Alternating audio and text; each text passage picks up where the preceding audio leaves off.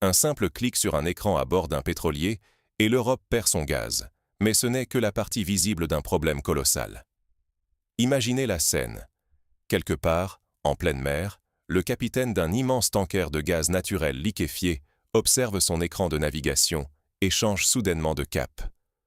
Le navire filait vers l'Europe. Il met maintenant le cap sur la Chine ou Taïwan. Ce n'est pas une panne, ni un acte de sabotage. C'est une transaction ordinaire, déclenchée à distance par un trader qui vient de conclure une vente, simplement parce que l'Asie est prête à payer plus cher. Et là, dans un port européen, un terminal attend une livraison qui n'arrivera jamais. Puis un deuxième, puis un troisième. Ce n'est pas un accident isolé, c'est devenu la norme. Dès qu'un écart de prix se creuse, les cargos changent de route en plein océan, abandonnant l'Europe au profit des marchés asiatiques. Les traders ne regardent ni les drapeaux, ni les discours politiques. Ils regardent les chiffres. Et aujourd'hui, le chiffre dit « l'Asie paie mieux ». Résultat, au moment où l'Europe se prépare à remplir ses réserves pour l'hiver, les cargaisons de GNL lui échappent. Et personne à Bruxelles, malgré les grands discours sur l'indépendance énergétique, ne peut empêcher ce détournement. Ce n'est pas juste une histoire de spéculation, c'est toute la réalité du marché qui rattrape l'Europe. Pendant que le discours officiel se veut rassurant, la vérité c'est que le vieux continent s'est enfermé dans un double piège, dépendant d'un marché qu'il ne contrôle pas et désarmé face à la brutalité des lois de l'offre et de la demande. Les prix s'envolent, les entreprises perdent en compétitivité et les ménages verront leurs factures grimper à mesure que l'hiver approche. Mais comment en est-on arrivé là? Pourquoi l'Europe se retrouve-t-elle à attendre des navires qui ne viendront plus, impuissante face à la logique du marché mondial? Pour comprendre ce déséquilibre structurel, plongeons ensemble dans les coulisses du grand jeu mondial du gaz naturel liquéfié. L'indépendance énergétique de l'Europe, mythe ou réalité après la crise russe? Depuis 5 ans, nos dirigeants promettent la sécurité, la résilience, un avenir libéré du gaz russe. Mais derrière les déclarations, que s'est-il vraiment passé? Quand la Russie a fermé le robinet, l'Europe s'est lancée à la recherche de nouveaux fournisseurs. L'objectif? Surmonter la crise coûte que coûte, montrer que le continent pouvait se passer du gaz russe. Mais la réalité, c'est que cette quête d'indépendance n'a créé qu'une nouvelle dépendance, bien plus risquée, celle au marché mondial du gaz naturel liquéfié, le fameux GNL. Le GNL, c'est du gaz refroidi à moins 160 degrés, transporté dans des navires géants jusqu'aux terminaux européens. L'avantage, c'est la flexibilité. Plus besoin de pipeline, on peut acheter à qui l'on veut, où l'on veut. Mais cette flexibilité a un prix, que l'Europe n'a pas vraiment anticipé.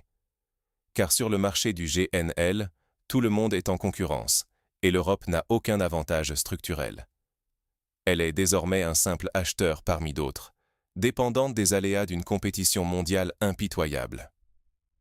Un événement récent illustre à quel point cette dépendance est fragile. Le détroit d'Ormuz, ce couloir stratégique par où transite 20% du commerce mondial de gaz et de pétrole, a été fermé à la suite des frappes sur l'Iran. Résultat immédiat, les flux de GNL qatari, essentiels pour l'Europe, se sont brutalement interrompus. Du jour au lendemain, ce qui devait être la solution miracle au gaz russe s'est transformé en talon d'Achille. Les plans européens misaient massivement sur le GNL qatari, censé remplacer rapidement les volumes perdus avec la Russie. Mais cette stratégie, centrée sur une unique alternative, s'est révélée terriblement vulnérable. À la moindre crise dans le Golfe, l'Europe se retrouve sans filet de sécurité énergétique. Le GNL américain, lui aussi est très demandé, car l'Asie, surtout la Chine, le Japon et la Corée du Sud, n'a pas d'alternative pour alimenter ses centrales électriques. Ces géants sont prêts à payer plus cher, systématiquement, pour s'assurer les cargaisons disponibles. Sur les écrans des traders, la règle est simple. Là où le prix est le plus élevé, le navire change de cap. Et bien souvent, ce n'est pas l'Europe qui l'emporte. Les acheteurs asiatiques, habitués à des contrats longs et à payer une prime pour la sécurité, raflent la mise. L'Europe, elle, se contente des miettes du marché spot, en acceptant de payer le prix fort quand la demande explose, ou de se serrer la ceinture quand les volumes manquent. Pourtant, il y a quelques années, l'Europe bénéficiait d'un atout majeur, la proximité géographique avec le gaz russe acheminé par pipeline. Ce gaz coûtait moins cher, car il n'impliquait ni liquéfaction ni transport maritime coûteux. Mais depuis que ce gaz a disparu de l'équation, l'Europe s'est retrouvée exposée, sans protection, à la volatilité du marché mondial du GNL. Cette dépendance, ce n'est pas seulement une question de géopolitique abstraite ou de jargon technocratique. Pour les citoyens et les entreprises européennes, c'est la réalité au quotidien. Factures d'énergie qui explosent, incertitude sur la sécurité d'approvisionnement, industrie fragilisée. Derrière le discours officiel d'une Europe souveraine et résiliente, la réalité est beaucoup plus sombre.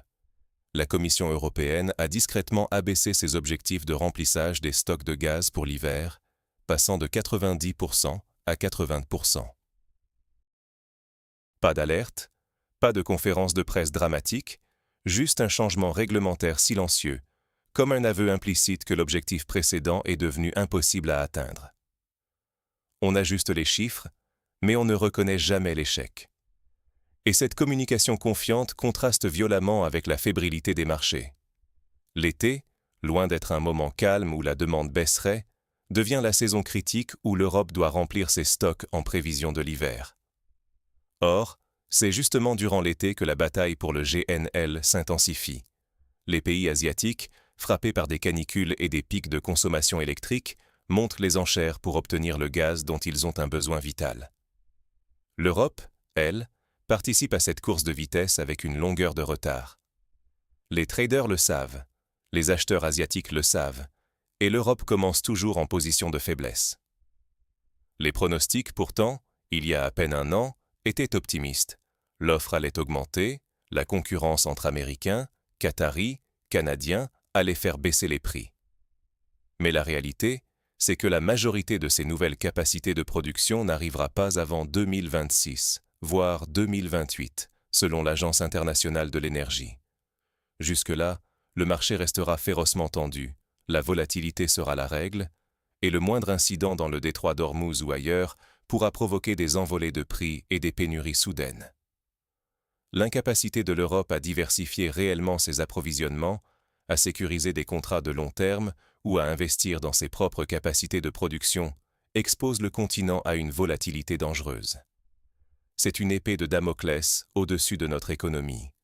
À chaque crise, ce sont les industries qui ferment, les ménages qui paient plus, la crédibilité politique européenne qui s'effrite.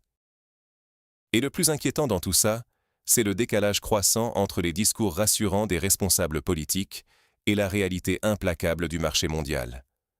Vitrine d'indépendance et d'unité, mais coulisses de bricolage, d'aveux silencieux et de renoncement.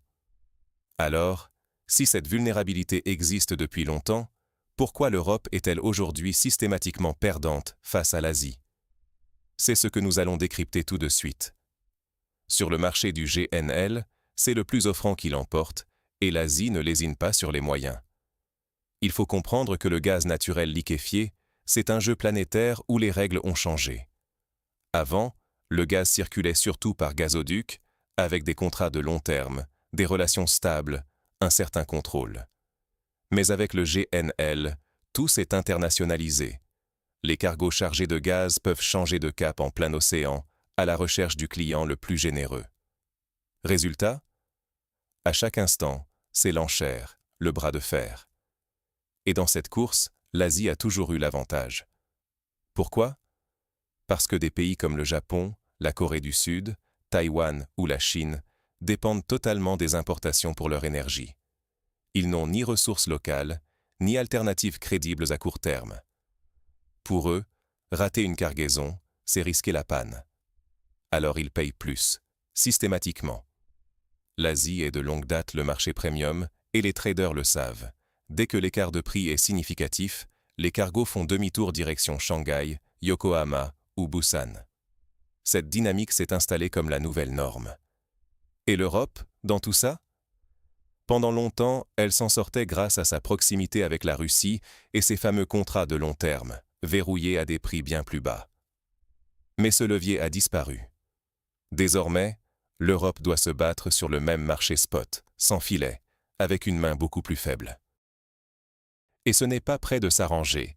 La production mondiale de GNL ne devrait augmenter de façon significative que dans 1 ou 2 ans. Jusque-là, l'offre est tendue, et chaque cargaison se vend au plus malin. Le problème, c'est que l'Europe n'a pas le luxe d'attendre. Pour sécuriser son hiver, elle doit remplir ses immenses réserves souterraines de gaz et le faire en plein été. Or, le calendrier est cruel. L'été, c'est aussi la saison de pointe en Asie. Au Japon ou à Taïwan, la climatisation tourne à plein régime. La demande en électricité explose, et donc, il faut du gaz, beaucoup de gaz, tout de suite. Résultat, l'Europe fait face à une double peine. Premièrement, elle doit acheter ses volumes précisément quand les prix sont les plus hauts. Deuxièmement, la concurrence féroce de l'Asie fait monter encore davantage les enchères. C'est le piège parfait.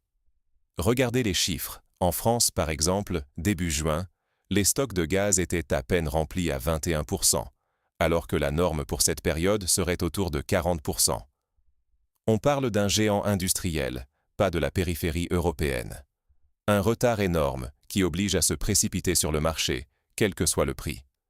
Or, ce qu'on oublie souvent, c'est que l'Europe s'est imposée à elle-même une obligation. Atteindre 90% de remplissage des stocks avant l'automne, pour ne pas risquer la pénurie si l'hiver est rude ou si un incident surgit. Même cet objectif a dû être récemment abaissé à 80%, signe que la situation devient critique.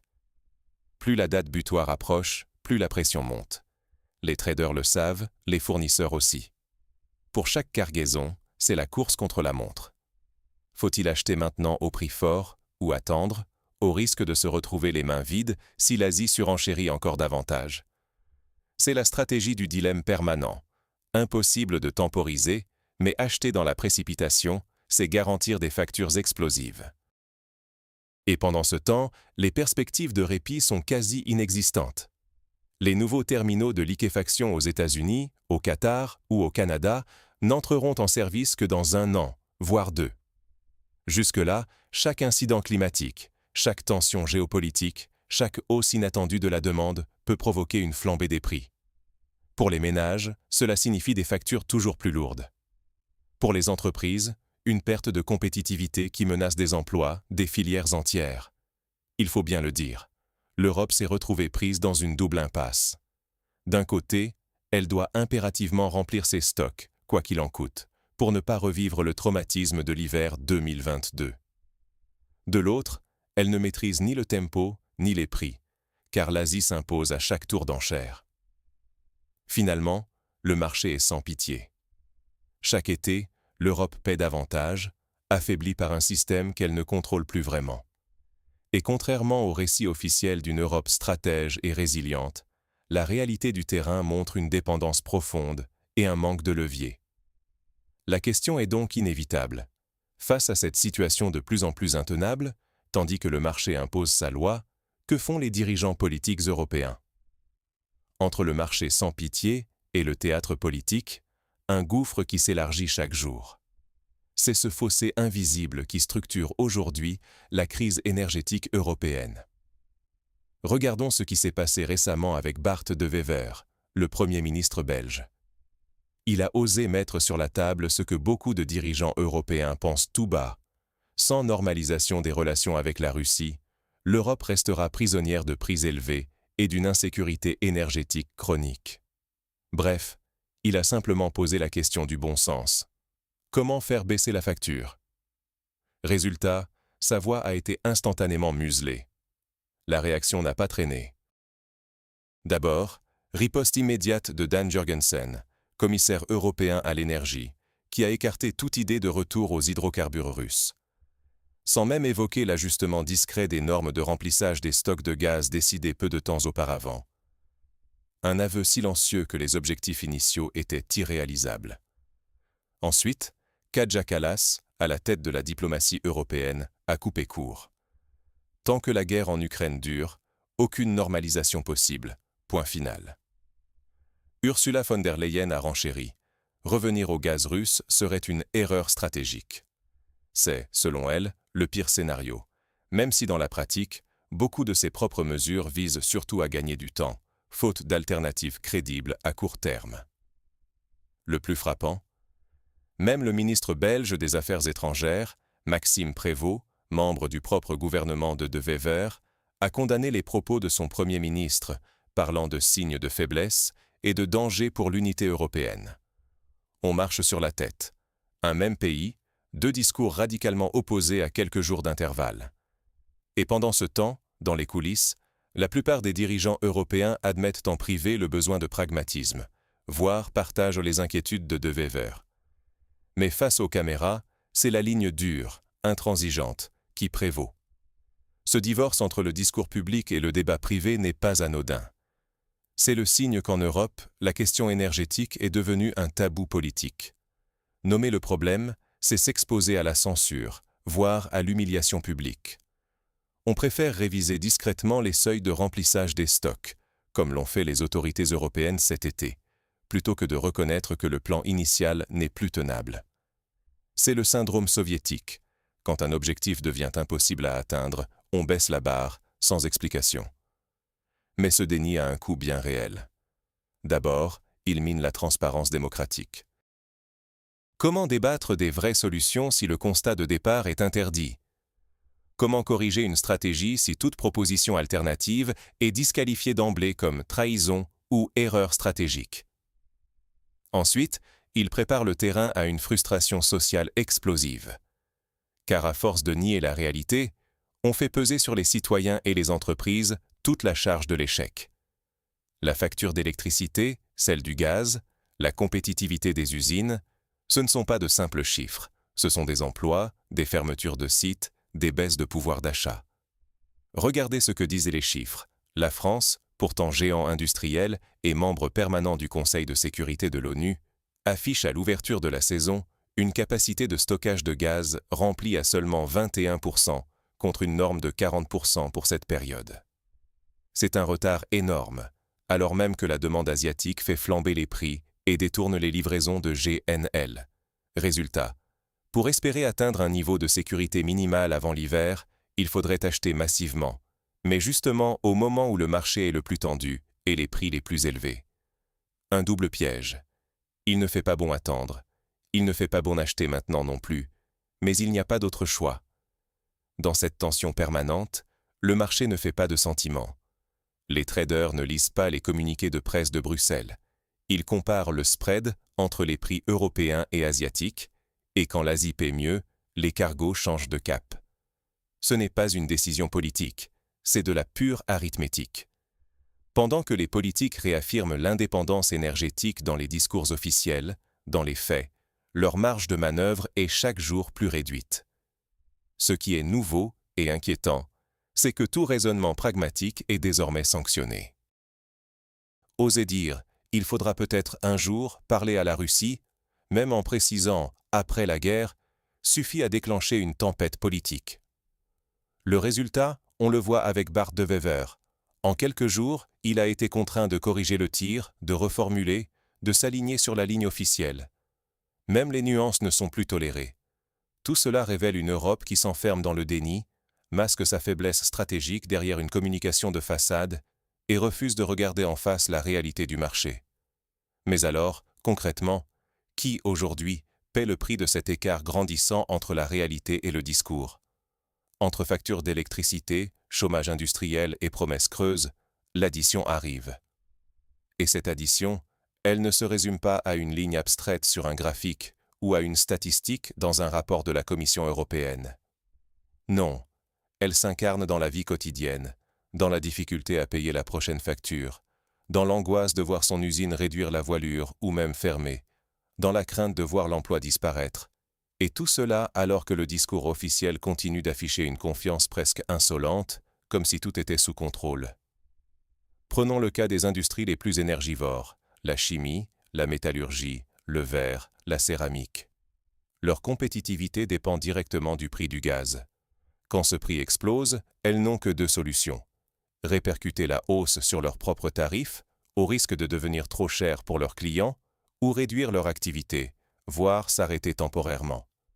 Dans les deux cas, ce sont des emplois qui sont menacés, des sites industriels entiers qui se mettent à tourner au ralenti, des investissements suspendus, parce qu'il devient impossible de planifier l'avenir. Pourquoi cette impossibilité de planifier? Parce que la volatilité du marché du gaz s'est installée comme la nouvelle norme. Aujourd'hui, le prix du gaz est à un niveau.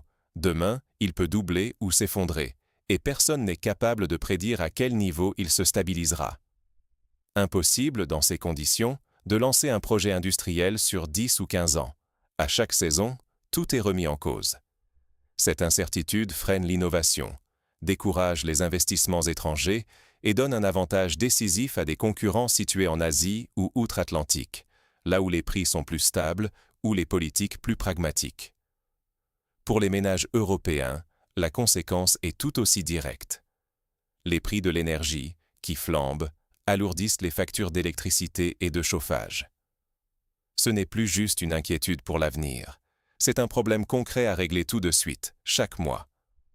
Le risque de précarité énergétique, déjà bien réel, s'accentue. De plus en plus de familles doivent choisir entre chauffer leur logement correctement ou rogner sur d'autres dépenses essentielles. Lorsqu'on additionne ces efforts, ce sont des millions de personnes qui voient leur qualité de vie reculer, pendant que la communication politique, elle, tente de rassurer, sans changer la réalité. Mais le plus révélateur, c'est la chaîne de transmission de ces hausses de coûts. Regardez la situation cet été. Alors que le reste du monde, en particulier l'Asie, est prêt à payer plus cher pour chaque cargaison de GNL, l'Europe doit se battre pour remplir ses stocks. On voulait constituer un bouclier stratégique pour garantir l'hiver prochain? Résultat, au 15 juin, la France n'a rempli ses réserves qu'à 21%, alors que l'objectif était de 40% à cette date. Et pour chaque mètre cube de gaz acheté, c'est au prix fort, dicté par la concurrence asiatique. Ce n'est pas un sabotage, c'est la logique crue d'un marché mondial que l'Europe ne pilote pas. Or, chaque étape de cette chaîne rend le gaz plus cher. Le gaz acheté plus cher, ce sont des stocks de stockage qui coûtent plus cher à remplir. Plus ces stocks coûtent cher, plus l'hiver sera onéreux pour les fournisseurs, qui n'auront pas d'autre choix que de répercuter ces surcoûts sur les ménages et les entreprises. La boucle est bouclée. La volatilité et la dépendance stratégique de l'Europe finissent toujours, concrètement, sur la facture de monsieur et madame tout le monde, ou sur la ligne charge des PME. Et, attention, l'Agence internationale de l'énergie le souligne, cette volatilité va perdurer au moins jusqu'à l'arrivée de nouvelles capacités de production, ce qui ne se produira pas avant 1 ou 2 ans. D'ici là, il suffit d'un aléa, une crise géopolitique, une météo défavorable ou simplement la demande asiatique qui repart à la hausse, pour voir les prix exploser de nouveau. Aucun filet de sécurité ne compense vraiment ce risque. Les pouvoirs publics peuvent bien annoncer des aides, plafonner temporairement les tarifs, ou baisser à la marge les taxes. Au bout du compte, c'est bien l'économie réelle qui paie, et ce sont toujours les mêmes acteurs, citoyens et petites entreprises, qui encaissent le choc. Ce n'est pas un hasard, ce n'est pas un complot, ce n'est même pas de la malveillance, c'est l'effet mécanique d'une inadaptation structurelle. Les marchés votent déjà avec leurs cargos, ils partent là où c'est le plus rentable, en Asie. Les politiques, eux, maintiennent la ligne d'une Europe résiliente et indépendante du gaz russe, même si les voix discordantes, y compris au plus haut niveau, sont étouffées aussi vite qu'elles émergent. Entre les deux, ce vide, cette zone grise, où la réalité économique impose sa loi, pendant que le discours politique la nie. Et dans ce no man's land, le citoyen, l'entrepreneur, sont pris en étau, condamnés à payer pour une incohérence dont ils ne sont ni responsables, ni bénéficiaires. C'est ici que se révèle la vraie nature du problème. Tant que cette fracture entre le marché et la politique ne sera pas reconnue, tant que l'on préférera adapter discrètement les objectifs plutôt que de repenser la stratégie, le cycle de l'impuissance va se perpétuer. On peut ajuster les seuils de remplissage des stocks, on peut camoufler les échecs sous des formules rassurantes, mais à la fin, l'addition reste la même, et elle continue de s'alourdir. Alors, la question se pose. Y a-t-il une sortie à ce piège? Quels scénarios s'offrent à l'Europe dans les mois qui viennent? C'est ce que nous allons examiner tout de suite. Le marché a déjà tranché, La politique devra tôt ou tard s'adapter, mais à quel prix et dans combien de hivers? C'est la question qui reste en suspens et qui concerne chaque foyer, chaque entreprise sur le continent. Parce qu'au fond, ce n'est pas une affaire de chiffres abstraits ou de rivalités lointaines. C'est le coût concret de la lumière, du chauffage, du maintien d'emplois industriels, du prix d'une baguette ou d'un billet de train. Et pour l'instant, l'Europe paie ce coût en double. D'abord parce qu'elle dépend d'un marché qu'elle ne contrôle pas, ensuite parce qu'elle n'ose pas regarder en face la réalité de ses propres choix stratégiques. On l'a vu. Entre le discours politique affiché, celui d'une Europe courageuse, résiliente, stratège, et la mécanique réelle du marché mondial du GNL, l'écart ne cesse de se creuser. Les tankers vont là où les prix sont les plus hauts. Aujourd'hui, c'est l'Asie qui attire l'essentiel des flux. Les stockages européens sont remplis, oui, mais à un coût qui explose, bien au-dessus des prévisions. Les règles sont discrètement assouplies, les objectifs ajustés sans faire de bruit, et surtout, personne n'ose publiquement reconnaître que la stratégie européenne a ses limites. Pourquoi? Parce qu'admettre une erreur, pour des institutions qui ont bâti le récit de la transition et de l'indépendance énergétique, ce serait remettre en cause tout l'édifice de ces dernières années. La politique préfère donc décaler les objectifs, moduler les normes, tout en maintenant une communication rassurante. Résultat, le citoyen et l'entrepreneur supportent la facture d'un décalage grandissant entre la parole officielle et la gestion réelle. La tentation du statu quo est forte. Mais ce statu quo, il suffit de regarder l'histoire pour comprendre ce qu'il coûte. Chaque système qui refuse de reconnaître ses erreurs ne fait que retarder l'inévitable, souvent au prix de crises plus profondes et plus douloureuses. Ce n'est ni un complot, ni une malveillance, c'est simplement l'inertie institutionnelle d'un grand système qui ne sait pas corriger sa trajectoire sans se fragiliser lui-même. Tant que le coût de l'aveuglement reste socialement et politiquement supportable, la façade tient. Mais à chaque hiver difficile, à chaque nouvelle flambée des prix, la tension monte. Concrètement, 3 scénarios se dessinent. Dans le meilleur des cas, l'Asie ralentit sa demande, des volumes supplémentaires arrivent plus vite que prévu, et l'Europe parvient, à grands frais, à tenir un équilibre précaire. Les industries encaissent le choc, les ménages aussi, mais le récit officiel survit, au moins jusqu'à la prochaine crise. Deuxième scénario, un nouvel incident géopolitique, une panne imprévue ou un hiver anormalement rigoureux, et là, c'est le risque de rupture. Les entreprises réduisent ou arrêtent la production, les tarifs pour les particuliers explosent, la pression politique monte en flèche. Dernière option, l'accumulation des petits reculs, des révisions discrètes, jusqu'au moment où, soudainement, la réalité s'impose. Les dirigeants n'ont plus le choix que d'adapter le discours à la situation, parce que le coût du silence devient trop évident, même pour leurs électeurs. Et vous l'aurez compris, l'Europe n'a pas encore atteint ce point de bascule, mais le mouvement est lancé.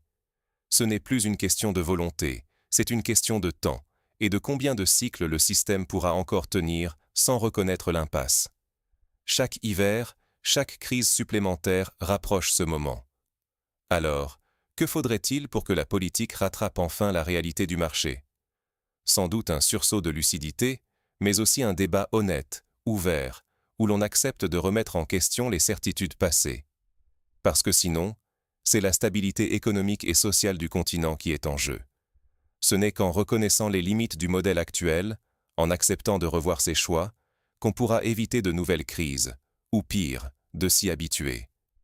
Et vous, parmi ces scénarios, lequel vous paraît le plus plausible?